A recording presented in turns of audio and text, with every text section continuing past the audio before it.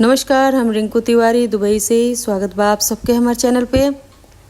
आज आप सबके एगो प्राती गीत सुनाओ तनी। ये गीत खतरा बहुत लोग के कमेंट रहे और आशा बाकी गीत आप सबके बहुत पसंद आई। और पसंद आवे तो लाइक और कमेंट जरूर करें लोगिन। और अगर चैनल के सब्सक्राइब नहीं के लिए तो कृपया आप सब चैनल के सब्सक्राइब करें कि जब भी हम गाना अपलोड करें तो सबसे पहले नोटिफिकेशन आप सबके मिले। ए सोने के खराउआ बरम बाबा राती सएर घुमे। ए सोने के खरौआ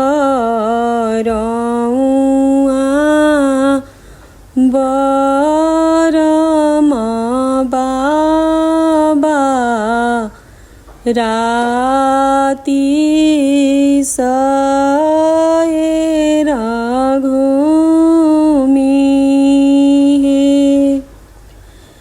ए सब नगर बाबा घुमी आइनी केहू नाही जागला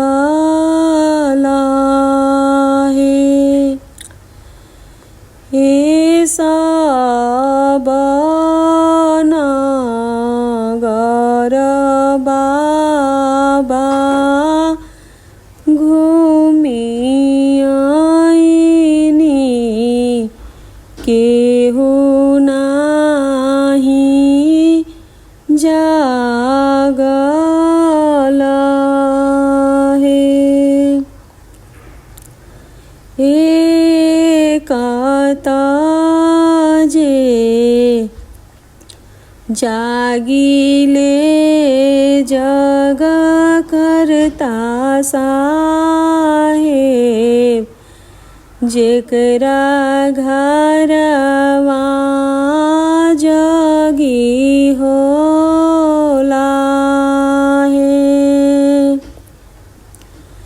एक जे जागिले जग करता साहेब जेकरा घरवा जग होला ए बेटा के बियाह नाती के जनेवत जग देखे आइल बानी हे बेटी के बियाह नाती के जनेवत जग देखे आइल बानी हे सोने के खड़ौआ